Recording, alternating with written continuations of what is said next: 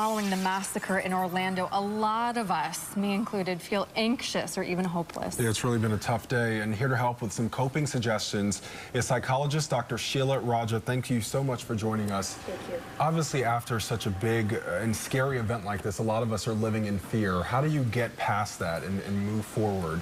Yeah, it's such a tough balance because, you know, so many of us have large festivals and things we want to attend, places we want to travel to with our kids this summer.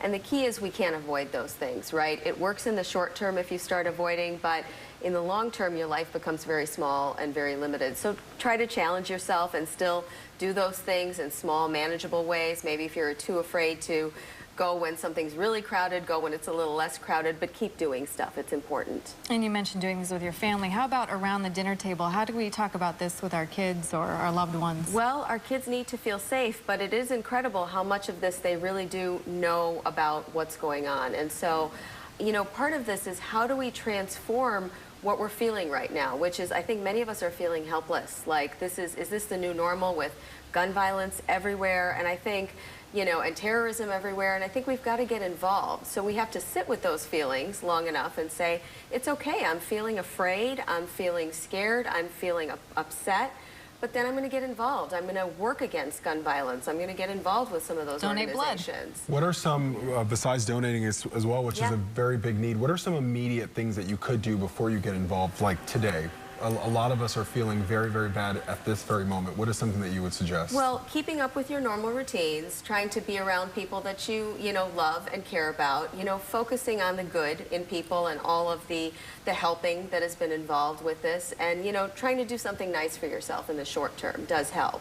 And then long term, for us to stay with these feelings long enough and not forget about them in 2 days. Right. Because if we don't stay with the feelings, we can't prevent the next thing from happening. And that's part of what psychologists are concerned that we're seeing right now is we're getting numb, and when we get numb, we can't do any prevention. Right.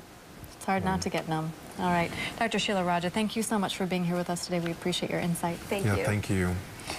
11:19 right here.